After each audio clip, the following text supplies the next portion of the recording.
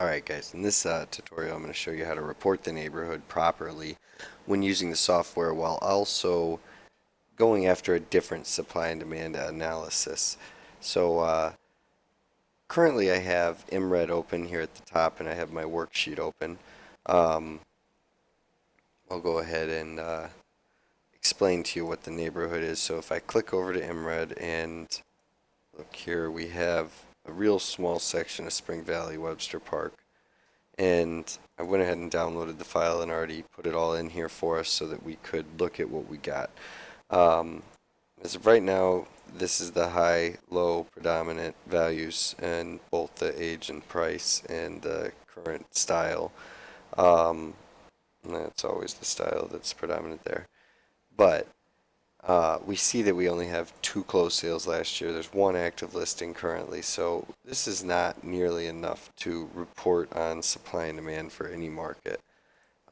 But we do want to keep these neighborhood stats truly reported. So I'm in the neighborhood tab. There's also the supply and demand tab, and then the import primary tab. So that's what we're talking about here. And when you put the import primary data in, the first analysis that's run is the neighborhood. And if we come into this sheet and remove the formulas that are showing up in each cell, you can see each cell when you click on it what's in there. Now these ones don't have formulas, those cells over here, that's why 2-story matches 2-story. These ones are making calls based on some other data in the report. So if we come through and highlight this whole section of cells, so I click the first one and drag down. Another real easy method is to click the first cell, hold the shift key, click the last cell that you'd like to copy. And if I do that with this purple area here, I can delete and then go ahead at the top and mark that same box. Now you're doing this because now these cells don't have formulas, remember up here. So none of these cells have formulas, and now they're not going to change when we change our import primary data from here at the bottom. We also want to go through and do that with our low, high, and predominant price and age. So I will type over the top by just clicking in the cell initially and then typing 80 over the top of the 80 reference there. Hit enter, followed by 170, enter, 110, enter. And then I can come over to age. Starting at the top, we'll type 18. Now the reason is, again, to get rid of this formula here at the top. So if I type 18, I type and see the formula 66, and I type 49. Now when I click in each one of these, it says at the top 18, 66, 49. So after we've performed that, 1 second here, we're going to want to replace that primary data. For this example, we're going to use Spring Valley and just pretend that that is an acceptable market to compare. And first I'm going to reset my map here and then move it up to area, and I'm going to look for Spring Valley.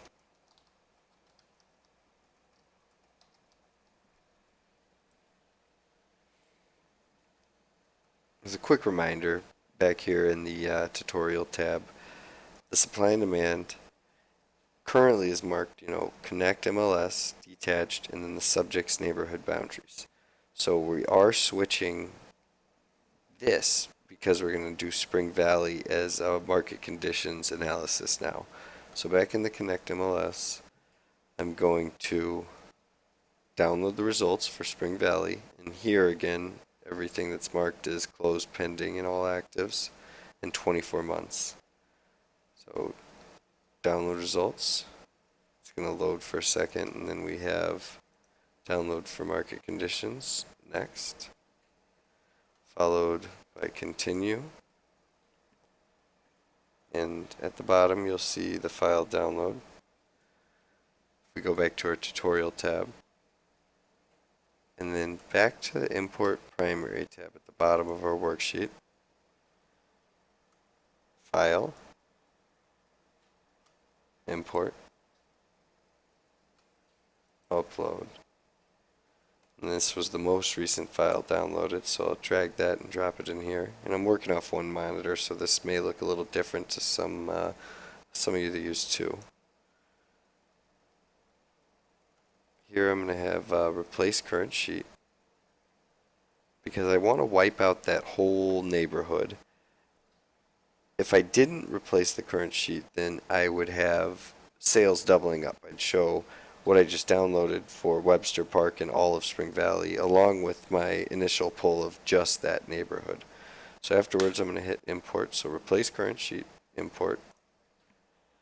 And this will remove the data that's in the sheet and replace it with the entire city of Spring Valley. But what's nice is down here at the neighborhood tab, we can see that nothing changed, because these were all locked after we changed them from the function to the number that the function represented. Back at the bottom, we have supply and demand primary. And in here, we have one final change to make, because right now it says there was 33 closed sales within the subject's neighborhood boundaries. However, we want to remove that by hitting delete. And then here at the bottom, we're going to write in Spring Valley. Now, if we wait a second for this to load, you can get an idea of why we're doing this. But what the text says exactly is there were 33 closed sales of detached single-family homes within the subject's neighborhood boundaries. Now before it said the subject's neighborhood boundaries and there was an X. So what's going to happen after this loading ends is you're going to see the subject's neighborhood boundaries remove itself from that statement. And until there's another mark over here, being 1 mile, 5 miles, or Spring Valley, or Peru, or Spring Valley and Peru, or Spring Valley, Peru, and Utica, nothing's going to be filled in. So you'll know that you are missing a piece of data if you're missing the REO and this is a short paragraph. So right here we're going to write in Spring Valley for this one.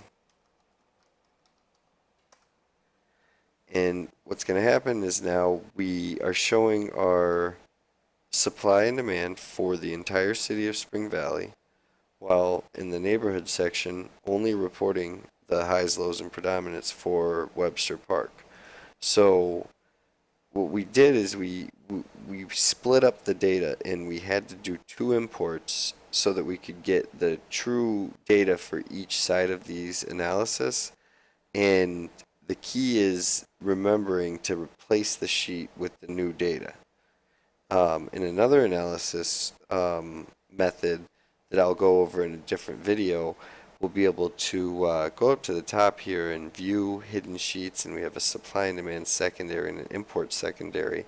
So in that situation, your neighborhood may be substantial, like up in the suburbs where we have 33 closed sales and 33 active listings.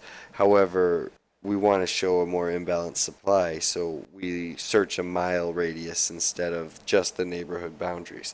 So in that situation, you may want to report what's going on in the neighborhood, and then also use the import secondary and supply and demand secondary worksheet to report a second side of the market conditions. Further, we can really present the consideration that we gave if we want to prove that an oversupply or a shortage of properties may have an impact on a subject's marketability. So just some useful tools. Follow up on the rest of the videos and you'll see how to do the secondary analysis.